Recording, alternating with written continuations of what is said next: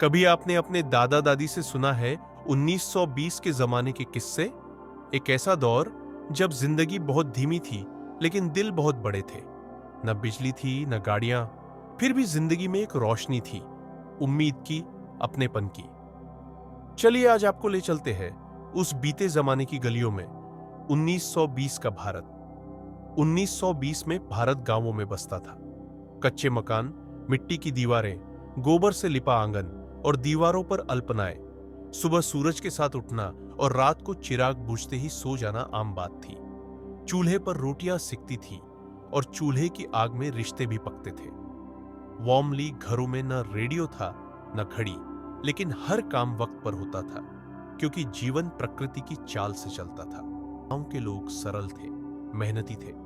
सुबह खेतों में हल चलता, दोपहर में बैलगाड़ी से अनाज आता और शाम को चौपाल सजती। कुएं से पानी खींचना, चक्की से आटा पीसना और तेल कोल्हू से निकलवाना, यही दिनचर्या थी। और हां, जॉयफुल जब पहली बारिश होती थी तो बच्चे मिट्टी में नंगे पांव दौड़ते थे। स्कूल बहुत कम थे, लेकिन गुरुकुल और मौलवी की पाठशालाएं थीं, जहां बच्चों को संस्कारों के साथ शिक्षा मिलती थी। 1920 के दशक में भारत का दिल आजादी के लिए धड़कने लगा था। गांधी जी ने असहयोग आंदोलन की शुरुआत की।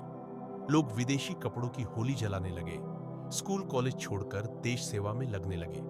खादी सिर्फ कपड़ा नहीं था, महिलाएं भी जाग रही थी। अपने पल्लू में चिट्ठियां छुपाकर क्रांतिकारियों तक पहुंचाती।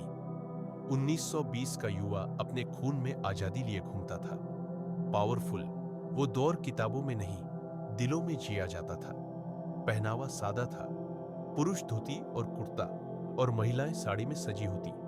फैशन नहीं, शालीनता जरूरी थी। खाना मिट्टी के बर्तनों में बनता, बाजरे की रोटी, गुड़, दाल और देशी घी। बाजार महीने में एक बार लगता और वहीं से पूरा महीना चलता।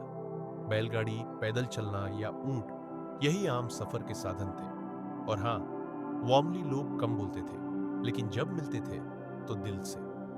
रेडियो तब एक सपना था, सिर्फ बड़े शहरों में होता था। गांवों में संचार का एक ही जरिया था, चिट्ठियां।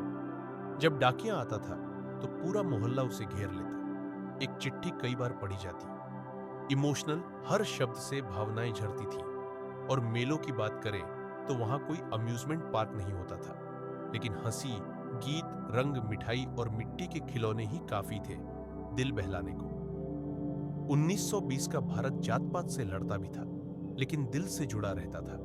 दिवाली में घर दियों से नहीं, खुशियों से जगमगाते थे। फेस्टिव होली में अबीर उड़ता और गीतों में प्रेम बरसता। रामलीला, कीर्तन, सूफी कव्वालियां सब एक साथ हुआ करती थी। हारमोनियस, तब धर्म, भाषा, जाति से ऊपर था।